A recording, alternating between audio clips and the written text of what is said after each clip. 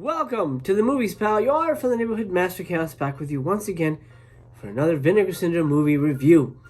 Today we're continuing the March 2021 lineup with a slasher. Yay! Finally we get a slasher, and it's one we've been wanting for a while. It's one we were supposed to get, I believe, in February 2021, but there were delays. It happens, especially during the pandemic. Luckily things seem to be evening out in that regard. So good news for us, good news for physical media fans, good news for the world in general. What movie are we going to be discussing today? Well, you probably know because you've seen the thumbnail, but we're chatting about Rush Week from 1989, directed by Bob Brawlver. This Region A release from Vinegar Syndrome is a treat. I'll say that. When it comes to slasher films, this is one of the more unique ones. They claim it's one of the later era slashers, which is true. I mean, you're sort of scraping the 90s there at that point, and the era of obviously pure 80s slashers was dying out. Rush Week, is it the greatest slasher ever made? No, of course not. It's not the greatest slasher ever made. But is it bad? That's also a no. I think this is a pretty solid movie, but, I like saying but, and you know why. This is not the best slasher either. I'm gonna put it in terms like that. I asked my wife, am I being too harsh on these movies? And she says, no, you're kind of like the Simon Cowell of physical media. If, you can be, a lot of my contemporaries who I love, and they're amazing content creators, sometimes they give movies a pass just because. I don't give movies a pass. I have a very strict tolerance for what I like and what I don't like. And sometimes that wavers if the movie surprises me. So she says, like Simon Cowell, if you really like something, then that means to your audience, people who, respect your opinion, that it really, really, really deserved it and earned my respect. So I hope that comes across. Rush Week is a movie that earned my respect, but I'll say this, it's not the best slasher ever made. The plot here is very simple. Essentially what you have here is House on Sorority Row, Scream 2, that kind of thing, where it takes place on a college campus. You get this lovely slip with it. Isn't that great? I love that slip. I love the purple on that. Tony Daniels is a young college student. She is a reporter played by Pamela, what's her futz? Pamela Ludwig. And she's a reporter for the college newspaper. She's trying to do a story on Rush Week, but she uncovers strange disappearances around campus, and that becomes a much more interesting story until she starts getting warned off that she shouldn't be messing with the disappearances, or else she might be next. Here's the inside. You got the beautiful disc. I'm not gonna flip it. There's a reversible, but it's essentially that artwork with the purple artwork. I like this one because this is the cover of the original cover you'd see at the video store back in the day. I like that. That's very indicative of what the movie is. I think the main problem with that's essentially for the plot. The main problem with the movie for me is not that it's a huge problem, but there's a couple. But the main problem, it's essentially a detective story. It's essentially a murder mystery, but it's leans heavily on the detective work, the mystery angle, the research.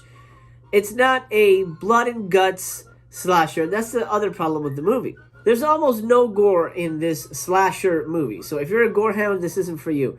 There's 2 kills in the movie that have gore, and one of them is a moderate situation. I'm not going to give anything away.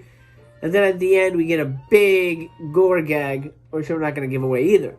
So two gore gags in the whole movie. We do get, in exchange for the blood, a whole tonnage of titties. Oh, yes. We've got the beautiful Kathleen Kinmont in this. She is just a gorgeous... In the movie, we see her right in the beginning. She's walking, across campus at night. It's obvious she's going to be the first kill. She's looking around nervously. And I'm like, oh, shit. No. You can't put Kathleen Kinmont in this goddamn movie and not show her titties. She's got huge, heavy hangers. You can't kill her off until she gets to her room, takes a shower, and then you can kill her. Luckily, she's rushing off to a nude photo shoot. So we get it. We get to see her fun bags. What a wonderful way to begin the movie. Now, that being said, we got a ton of titties, we got a ton of women naked in the film. All the kills are essentially off camera. The girls look, the killer shows up, he's got the axe, cut away. If you're heavy into slashers, that might be a problem. I can see how this movie would turn off a lot of slasher fans because we don't really get that.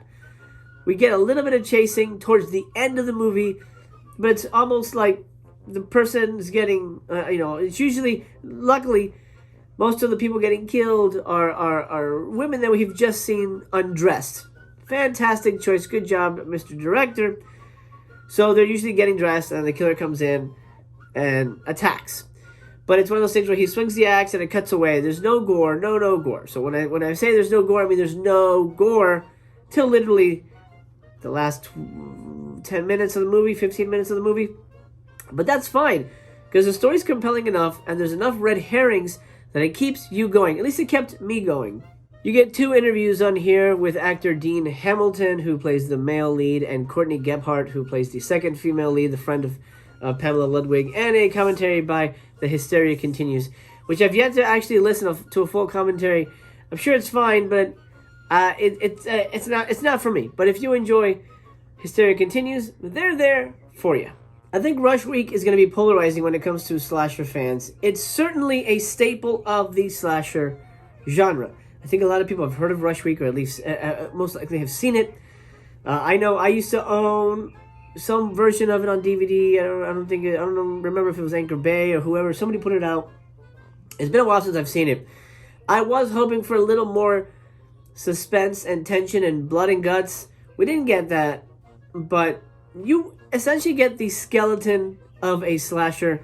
You get a ton of wonderful, heavy-hanging... Every woman, and I hate to be indelicate, but I'm sure you understand, every woman in this movie has full, heavy, luscious breasts.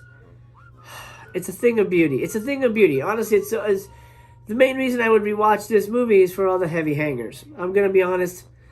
I'm a red-blooded American male, and the heavy hangers is what's going to bring me back to Rush Week, not the slashing, which is the weakest element in this slasher.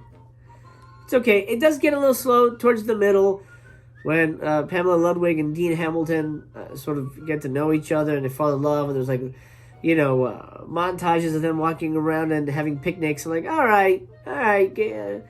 When's the next titty scene? When's the next kill scene? There's about 3-4 kill scenes, something like that, but again, they're very brief. So if you're super a kill freak, well, that's weird. You should probably go to the hospital or talk to a doctor.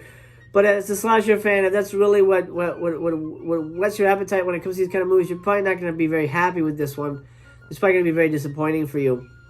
But if you like a good story, man, this also almost plays like a giallo at times, because it's very, giallos almost lean heavily on the detective angle, which I'm not a fan of usually in those movies, but those movies are almost light on nudity sometimes. This movie pumps up the nudity, and I for the most part, I do think the detective stuff is very unique, very interesting, and easy to follow. And there's a couple twists and turns and some good red herrings in there, and I think you'll enjoy the finale. I think that's obviously the standout moment.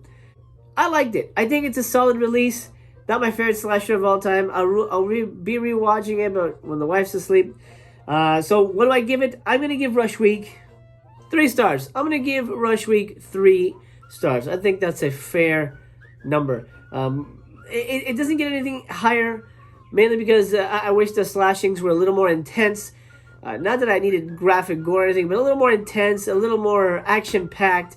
It's almost like the director just wanted to get it over with as soon as possible. So I wish that was sort of maybe lengthened out a little bit. Maybe there would be more focus on the killings. But the nudity really helps. Pamela Ludwig is a really interesting lead actress. And overall, I liked the twist at the end. I thought that really worked. And it even explained a couple of the red herrings, which I really enjoyed as well. 3 stars, Rush Week here from Vinegar Syndrome, March 2021.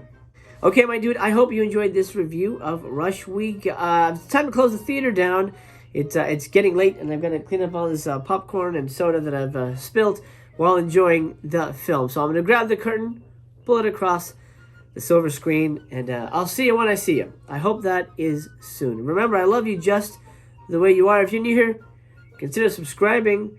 Master Chaos is your pal in movies, and I'd love to see you again. It was such a pleasure meeting you today. Drop me a thumbs up, by the way, on your way out of the theater, and I'll see you hopefully tomorrow. I'll be here. I hope you will be as well. As for now, the theater is closed.